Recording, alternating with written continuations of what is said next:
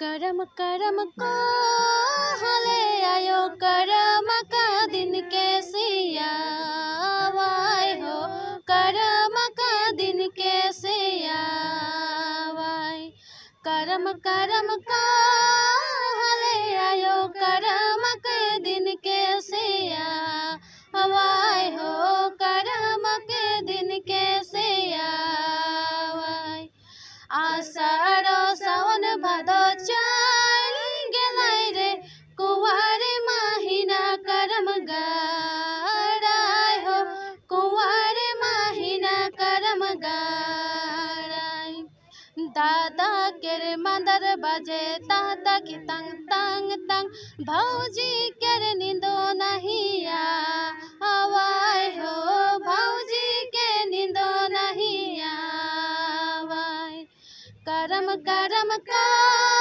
हले आयो करम के दिन कैसे आवाय हो करम के दिन कैसे आवाय আমি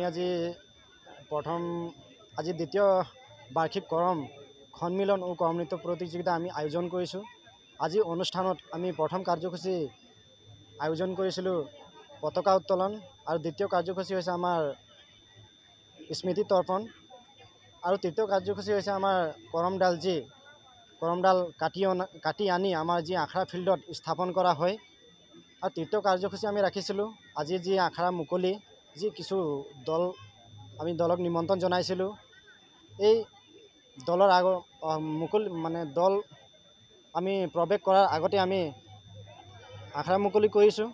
এই মুকলি কৰাৰ পিছতে আমাৰ এই কিছু দল আমি নিমন্ত্ৰণ জনাইছিলোঁ কিন্তু 10-12টা দল আমি নিমন্ত্ৰণ জনাইছিলোঁ। ইতিমধ্যে আমাৰ মাজত উপস্থিত হৈছে কিছু 4টা দল আমাৰ মাজত উপস্থিত হৈছে আৰু কিছু দল আমাৰ আহি আছে কিছু ৰাস্তাৰ অসুবিধাৰ কাৰণে আৰু বিশেষ বতৰ বেয়াৰ কাৰণে কিছুমান সময় অলপ লেটকৈ আহি পাব। তাৰমানে আমি 10-12টা দলক আমি নিমন্ত্ৰণ জনাইছিলোঁ। কৰম উৎসৱটি যে উদযাপন কৰে আপোনালোকে ইয়াৰ বিশেষত্ব কি? আজি আমি পূৰ্বপুৰুষৰ পৰা বহুত বছৰ ধৰি আমি এই কৰম অনুষ্ঠানটো আয়োজন কৰিছোঁ আৰু এই আয়োজনৰ কৰাৰ উদ্দেশ্য হ'ল আমাৰ এইটো কৃষি ভিত্তিৰ লগত জড়িত আৰু এই কৃষি ভিত্তিৰ লগত জড়িত আমি যি শস্য ধান এক নম্বৰত হৈছে আমাৰ ধান খেতি। আমি গোটেই আদিবাসী চাহ জনগোষ্ঠী আমি এই খেতিৰ ওপৰতে নিৰ্ভৰ। গতিকে আমি গোটেই সমগ্ৰ অসমতে আমি আদিবাসী চাহ জনগোষ্ঠীসমূহ আমি এই কৰম অনুষ্ঠানখন আয়োজন কৰোঁ আৰু এই কৰম অনুষ্ঠানটো আমি ভাদ মাহৰ শুক্লপক্ষ একাদশী দিনৰ পৰা আমি আৰম্ভ কৰোঁ আৰু আৰম্ভ কৰি আমি আহিন মাহলৈকে আমি এই কৰমটো অনুষ্ঠান কৰোঁ। গোটেই সমগ্ৰ অসমত প্ৰত্যেকটো জেগাতে আমি এই কৰম অনুষ্ঠান আয়োজন কৰা হয় আৰু ইয়াৰ উদ্দেশ্য হ'ল এইটো কৃষিভিত্তিৰ লগত জড়িত থকাৰ কাৰণে এইটো এটা কাহিনী আছে আমাৰ পূৰ্বপুৰুষৰে যি বহুত বছৰ ধৰি আমি এই কিছু কৰম দেৱতা আমাৰ আছিলে এই কৰম দেৱতাৰ বিশ্বাস অনুযায়ী আমি এই কৰমখন আয়োজন কৰোঁ।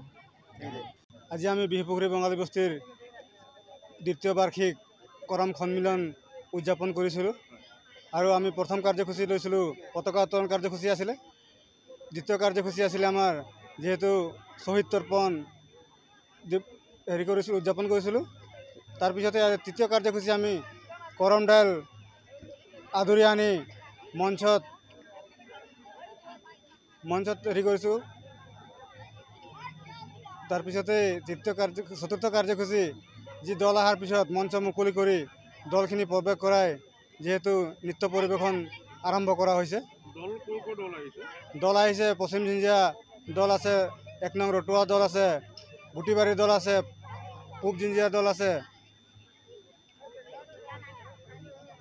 আৰু 1-2টা দল আহি আছে বুলি পেলাই ইতিমধ্যে জনাইছে। তেওঁলোকে আহি পাবহি, গতিকে তেওঁলোকে কনফাৰ্ম কোৱা নাই, আহিলে বাৰু আহি পাব তেওঁলোকো। বিশেষত্বৰে হয় আমাৰ যে কৃষিভূমিৰ লগত জড়িত থকা খেতি বাতি যিখিনি আছে সেইখিনি লৈ পেলাই কৰম উৎসৱটো পালন কৰা যায় মানে।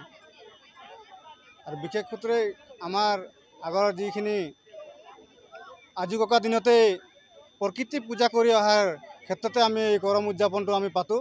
আৰু আমি বিশ্বাস আছে যে আজি এইখিনি পাতাৰ পিছতেই ফলৱতী হৈছোঁ। যিহেতু ধান খেতিৰ ক্ষেত্ৰতে হওক, যিকোনো খেতি কৃষিভূমিৰ লগত জড়িত থকাৰ কাৰণে আমি এই উৎসৱটো পালন কৰোঁ উলহ মালহে। গোটেই অসমতে এই বিষয়বস্তুটো লৈ পেলাই উলহ মালহে কৰমখিনি উদযাপন কৰা হয়। আজি দিনজোৰা কাৰ্যসূচী আছিলে।